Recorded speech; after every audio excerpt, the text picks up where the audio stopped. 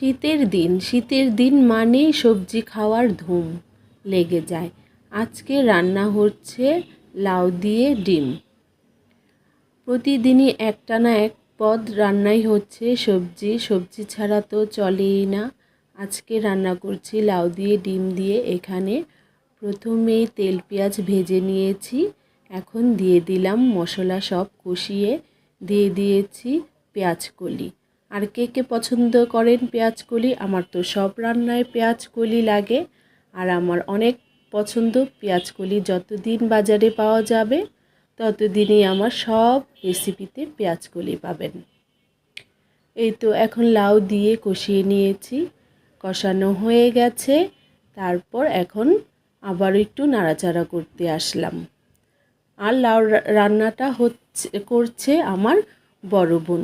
সে এসেছে দেশের থেকে, তার হাতে